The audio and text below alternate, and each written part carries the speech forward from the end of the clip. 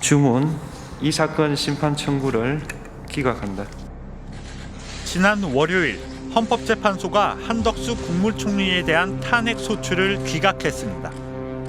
한 총리는 87일 만에 서울 정부청사로 복귀하며 다시 윤석열 대통령의 권한 대행도 맡게 됐습니다. 헌법재판소의 현명한 결정에 감사드립니다. 저는 우선 급한 일부터 추스려 나가도록 하겠습니다. 이어 수요일 더불어민주당 이재명 대표의 공직선거법 위반 혐의에 대한 항소심 재판부의 판단도 나왔습니다. 결론은 무죄. 징역 1년에 집행유예 2년이 선고된 1심이 뒤집혔습니다.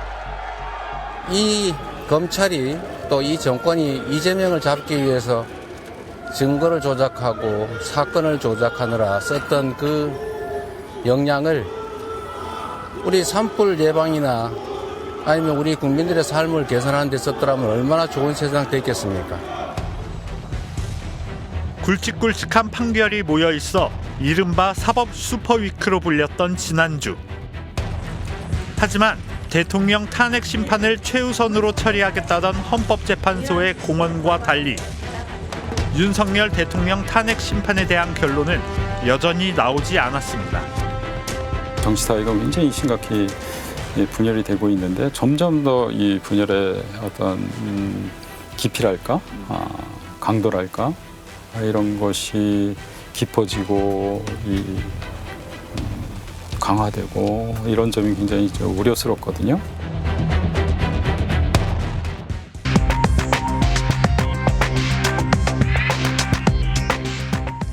안녕하십니까, 이휘준입니다. 윤석열 대통령 탄핵 심판의 결론은 여전히 나지 않았고 국민들은 지쳐가고 있습니다. 최경재 기자가 나와 있습니다. 대통령 탄핵 심판이 길어지면서 나중에 시작된 한덕수 총리 탄핵 심판의 결론이 먼저 나는 일이 벌어졌습니다. 네, 보신 것처럼 결론은 기각이었습니다만 그렇다고 면죄부를 받았다고도 할 수 없는 결정이었습니다.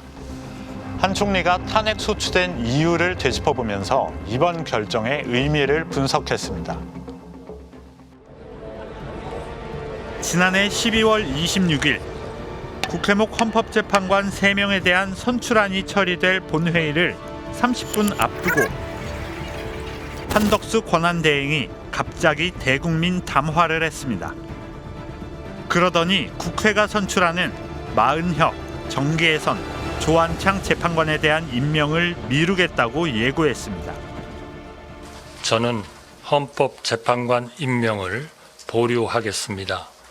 여야가 합의하여 안을 제출하시면 즉시 헌법재판관을 임명하겠습니다. 당시 헌법재판소는 윤석열 대통령 탄핵 심리에 필요한 최소 인원인 7명보다 1명이 부족한 6인 체제였습니다.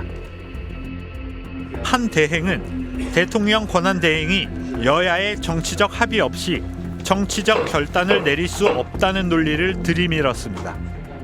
하지만 여야의 합의가 없다는 주장은 사실과 달랐습니다. 지난해 11월 18일 우원식 국회의장 주재로 당시 국민의힘 추경호 원내대표와 민주당 박찬대 원내대표가 만나 헌법재판관 추천 일정을 합의했습니다. 12월 9일자로 국민의힘은 조한창 후보자를, 민주당은 마은혁, 정계선 후보자를 헌법재판소 재판관으로 추천하겠다는 공문을 국회의장에게 보냈습니다. 결국 헌법재판관 임명 거부 문제에 더해 12.3 비상계엄 공모 및 묵인 방조 의혹, 거부권 남발 등을 이유로 한덕수 대행은 탄핵 소추됐습니다. 헌법 제65조 2항에 따라 제적위원 과반수의 찬성으로 권한 대행을 이어받게 된 최상목 경제부총리는 후보자 3명 중 2명만 재판관으로 임명했습니다. 정계선, 조한창 후보에 대해서는 오늘 즉시 임명하되 나머지 한 분은 여야의 합의가 확인되는 대로 임명하겠습니다. 이에 대해 헌법재판소는 일부 임명을 했더라도 문제는 남아있다고 판단했습니다. 대통령이든 권한대행이든 국회가 선출한 재판관을 임의로 거부하거나 선별 임명할 수 없다며 재판관 8명 만장일치로 최대행의 선별 임명이 국회의 권한을 침해했다고 결정한 겁니다. 현재까지 40역을 임명하지 아니한 부작위는 헌법에 의하여 부여된 청구인의 재판관 선출을 통한 헌법재판소 구성권을 침해합니다. 하지만 권한쟁의 심판에서 만장일치로 국회의 손을 들어준 것과 달리 헌재는 한덕수 총리 탄핵 심판을 기각 5명, 각하 2명, 인용 1명으로 기각했습니다. 그래도 헌법재판관을 임명하지 않은 것이 문제가 있다는 판단은 유지됐습니다. 인용 의견을 낸 정계선 재판관은 한대행이 헌법재판소의 윤석열 대통령 탄핵 심판에 차질이 생기게 하는 행위를 했다고 지적했습니다. 당시 6인 체제로 운영되어 심리 정족수조차 충족하지 못하고 남은 6인의 재판관 중 2인도 임기 만료로 퇴임이 예정된 헌법재판소의 내부적 상황을 이용하여 대통령에 대한 탄핵 심판 사건 진행을 지연시키거나 방해하고자 하는 기각 의견을 낸 재판관 5명 중 4명도 한 총리가 재판관 3명을 임명하지 않으면 헌재가 무력화됐을 것이고 이로 인한 정치적 혼란과 경제적 타격이 극대화됐을 것이라며 헌법과 법률 위반 정도가 가볍지 않다고 밝혔습니다. 국회가 선출한 3인을 재판관으로 임명하지 않겠다는 거부 의사를 미리 종국적으로 표시함으로써 헌법상의 구체적 자기 의무를 위반하였습니다. 다만 헌법재판소를 무력화시키기 위한 목적까지 있었다고 볼 증거는 없다는 점 등을 들어 파면할 정도의 위반은 아니라고 결정했습니다. 당초 이 판결은 윤 대통령 탄핵 심판의 가늠자가 될 수 있다는 관측도 있었습니다. 하지만 헌법재판소는 한 대행이 가담이나 방조했다는 증거가 없다고만 밝히고 계엄과 내란 행위의 위헌성, 위법성에 대해선 구체적인 판단을 드러내지 않았습니다. 재판관들이 명확하게 인식하고 있는 것이 총리 탄핵 사건과 대통령 탄핵 사건이 서로 별개의 사건이다라고 하는 부분입니다. 다만 한 총리가 비상계엄의 절차적 정당성을 부여하기 위한 국무회의 소집을 건의한 증거가 없다며 비상계엄 선포 직전 대통령실에 국무위원들이 모인 것도 국무회의가 아닌 회의로 지칭했습니다. 합헌적인 비상계엄 선포에 가담을 하든 소극적으로 가담하든 적극적으로 가담하든 그게 위법하거나 탄핵 사유가 될 수는 없지 않겠습니까? 그런 점에서 모든 재판관이 이번 윤 대통령의 비상계엄 선포와 관련된 일련의 행위들에 대해서는 위헌성을 분명히 전제하고 있는 것이 아닌가라고 저는 읽었습니다. 친이 쿠데타를 일으킨 대통령을 보좌하던 국무총리의 복귀. 국무위원 간담회에서 그동안 권한 대행을 맡아온 최상목 부총리는 웃음을 숨기지 못했습니다.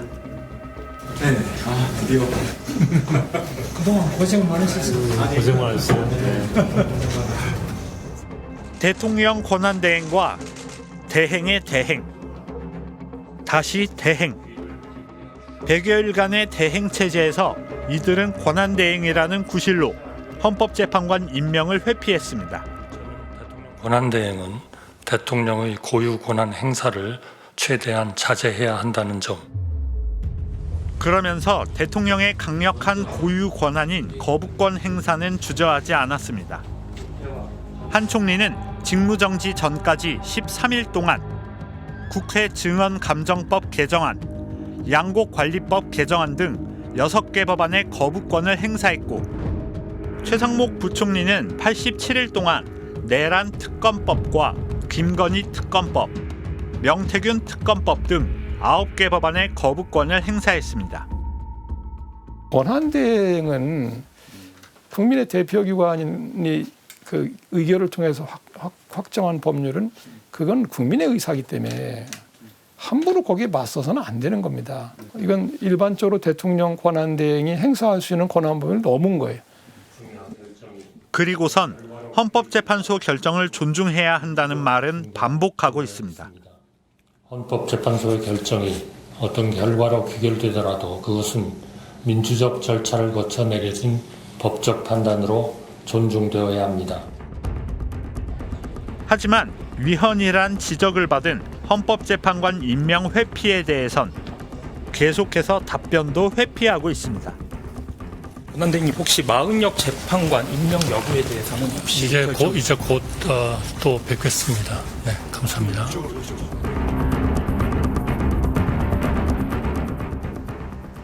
한덕수 총리와 최상목 부총리, 헌법과 법률을 선택적으로 준수하고 있다고 비판을 받는 관료들이 권한대행을 맡은 기간도 계속 길어지고 있습니다. 네, 그래서 헌법재판소의 대통령 탄핵 심판은 친위 쿠데타를 일으킨 대통령에 대한 책임을 묻는 문제에 그치지 않습니다.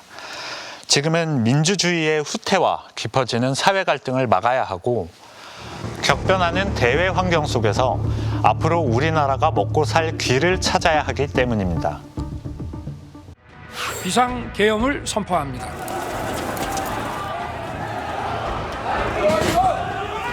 가결되었음을 선포합니다.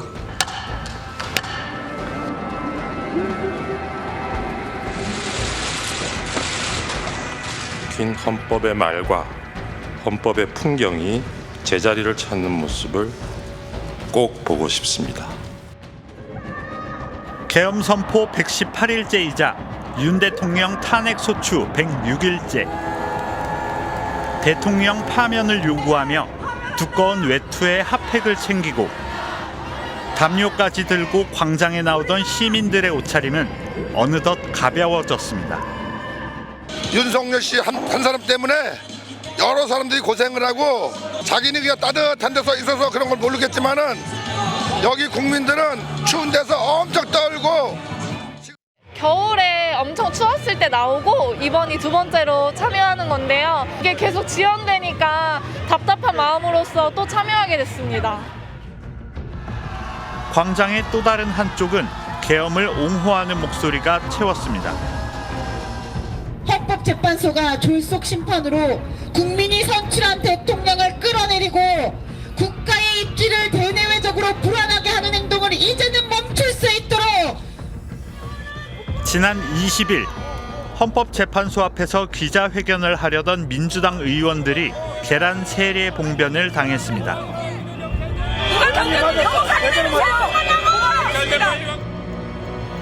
탄핵을 촉구하며 삼보일배가 진행되는 현장에서는 말싸움이 몸싸움으로 번지기도 합니다.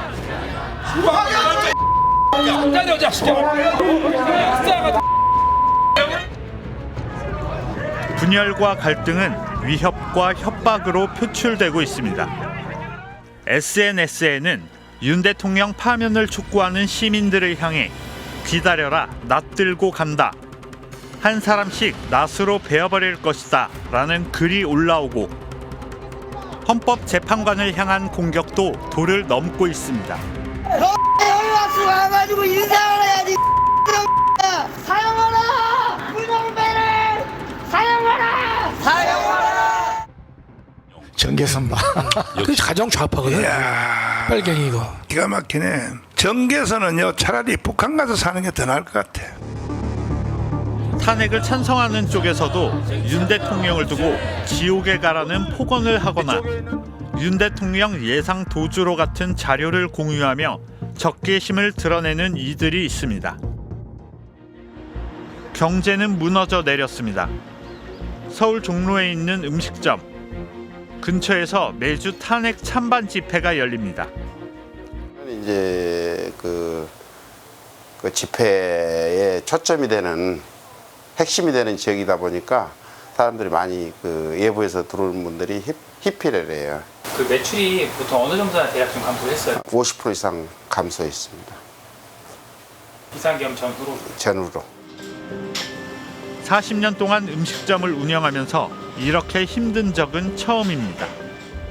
IMF 때나 코로나 때보다 더 힘든 것 같아요. 8시만 되면 다 귀가를 해버려요. 왜냐? 너무나 이 사회가 지금 급하고 어렵고 또 힘든 상황이다 보니까 사람들이 다 위축됐습니다. 그래서 다른 식당도 비슷합니다. 없잖아요, 손님이. 지금 점심시간인데 못 와요. 다 막혀가지고. 저기 빨리 끝나야 되는데 장사하는 사람한테 진짜 지장 있는 거예요, 이거는. 한국은행은 올해 경제 성장률 전망치를 1.9%에서 1.5%로 무려 0.4%포인트나 하향 조정했습니다. 계엄으로 인해 정치적 불확실성이 커지고 경제 심리가 위축된 데다 미국발 관세 폭탄이라는 대외 악재까지 겹쳤습니다. 비상계엄 사태 이후 정치 불확실성 확대로 경제 심리가 위축된 가운데 폭설, 한파 등 기상 요인도 더해지면서 소비 회복세가 크게 약화되었습니다. 하지만 대행 체제는 이런 문제에 대해 제대로 대응하지 못했습니다. 대부분의 국가들이 관세 조치 대상에서 벗어나기란 쉽지 않을 것으로 보입니다. 그러나 미국의 관세 정책에 대한 대응은 단판 승부가 아닙니다. 미국 정부와 지속적으로 신뢰를 쌓아가며 지난 1월 미국은 한국을 원자력과 인공지능 등 첨단 기술 협력이 제한될 수 있는 민감 국가로 지정했습니다. 그런데 이런 사실은 2달이 지나서야 파악됐습니다. 전 세계가 이제 리스펙트하는 그런 업적이 이제 그런 거잖아요. 우리 굉장히 짧은 시간에 경제적 근대화를 이룩했고 정치적 민주화를 이룩했고 그래서 우리 어떻게 보면 이제 경제적으로 정치적으로 선진국이었어요. 와 이게 근데 한순간에 두 가지가 다 날아갈 수도 있구나. 상황이 이런데도 한덕수 대행은 여전히 헌법재판소 구인 체제 복구를 외면하고 있고 문제를 봉합할 매듭을 쥐고 있는 헌법재판소는 무슨 이유에서인지 결론 내는 걸 주저하고 있습니다. 지금 이 사건은 그 탄핵 심판의 성격을 여전히 유지하고 있지만 외부에서 정치적인 의미를 너무 많이 덧대고 있어요. 그래서 이것이 지금 선고돼도 이런저런 말이 나올 수밖에 없게 스스로 재판소가 권위를 떨어뜨리고 있습니다. 지연된 정의는 정의가 아니라는 얘기가 있는 것도 적시에 처리하지 않고 사건을 미rum으로 해서 사건의 성격이 바뀐다는 겁니다. 그럴수록 지친 시민들의 고통은 계속 커지고 있습니다. 갈등이 좀 이제 해결이 해소가 돼야 되는데 자꾸 더 심화되는 것 같아서 좀 많이 좀 걱정도 되고. 네네, 지금 요새는 솔직히 법이 맞는지 모르겠어요. 네, 잘못을 해도 이게 되지 않고 있으니까 우리 지금 민주주의가 맞는지도 의심스러운 지경인 것 같아요.